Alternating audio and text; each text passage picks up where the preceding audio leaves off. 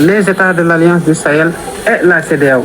Cela n'a rien à voir avec la mise en place de leur confédération. Mais même s'ils décident de sortir de la CEDEAO, comme l'Angleterre a eu à le faire dans le cadre du Brexit, il faut bien que cette situation-là soit administrée.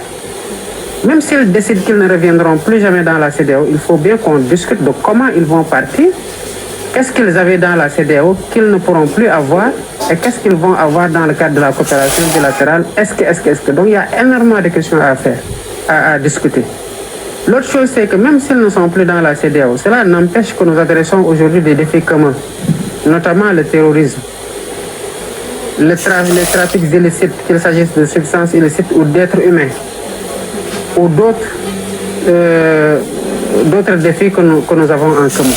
Mais ces défis-là doivent être pris en charge au sein de la CEDEAO et dans toute la mesure où on pourra leur en faire bénéficier, même s'ils ne sont pas dans la CEDEAO, on trouve les plages de discussion et de convergence.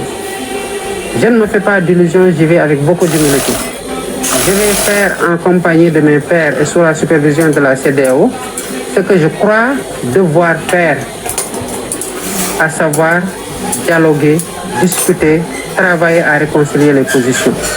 La décision qui sera prise par les États de l'Alliance du Sahel est une décision que l'on respectera parce que c'est des États qui sont souverains. Mais j'estime que quelle que soit la décision, les États du Sahel ainsi que l'Alliance des États du Sahel ainsi que la CEDEAO doivent discuter parce qu'il y a beaucoup de défis qui intéressent à la fois les États membres de l'Alliance du Sahel que les États de la CEDEAO. Maintenant, dans le cadre de la démarche, évidemment, j'ai été mandaté au même titre que le président Faure. J'ai prévu de lui rendre visite dans le cadre de mes tournées. Je n'avais pas encore pu, mais je lui avais parlé au téléphone, comme les autres présidents à qui je n'ai pas encore rendu visite. Et sur place, on définira les voies et moyens pour adresser la question au moins et trouver au moins une plage de discussion. Entre-temps, j'ai pu convaincre le professeur Abdoulaye Bathily d'en faire un envoyé spécial. Pas que pour moi-même, je veux dire pas que pour cette mission de médiation dans laquelle la CEDEAO m'a impliqué, mais dans d'autres missions pour lesquelles je peux avoir besoin de son expérience, de son vécu, de sa respectabilité, de sa stature internationale. Et je sais que c'est quelqu'un qui, avant même d'en faire un envoyé spécial, j'ai dû d'ailleurs lui tordre la main pour qu'elle accepte d'en être un, m'a régulièrement conseillé par rapport aux prises de position. Vous savez, le Sénégal a quand même de grands hommes qui aiment fondamentalement ce pays, qui se sont beaucoup sacrifiés, à qui je rends hommage d'ailleurs, les connus comme les moins connus, et qui sont encore là ou d'autres qui sont disparus. Et je pense qu'en reposant sur eux, on peut véritablement bâtir des consensus forts au niveau national, dans la sous-région, mais aussi au niveau international.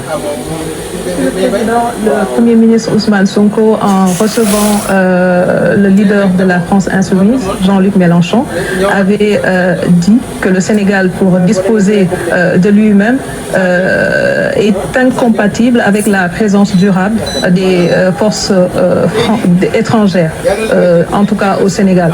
Est-ce que cela veut dire que vous allez ordonner le retrait des troupes françaises du Sénégal? Si oui, quand est-ce que cela va se faire? Sinon, quelle forme de collaboration va-t-on avoir avec les militaires français? Non, je ne peux pas dire quand ça va se faire à telle date parce que même les modifications qui interviennent dans les relations entre pays doivent être, de mon point de vue, discutées en toute sérénité, en toute amicalité, en toute amitié. Je ne pense pas qu'on ait besoin aujourd'hui, quel que soit le partenaire, d'avoir des ruptures brutales. Parce que les relations entre les États sont faites de rupture, de réconciliation, de rappel d'ambassadeurs, de retour d'ambassadeurs, etc., etc. Je ne veux pas d'ailleurs qu'on fasse juste le focus sur la France, la Russie, la Chine ou quelques autres pays. Ce à quoi nous travaillons aujourd'hui avec les hauts officiers militaires ainsi que certains membres du gouvernement, c'est d'avoir deux choses. Une loi sur la défense et la sécurité nationale le contexte a beaucoup évolué. Nous avons des défis à adresser sur le plan international et une doctrine à définir par rapport à la coopération militaire de façon générale. Mais tout le monde sait que nous sommes des souverainistes et dans la conquête de ces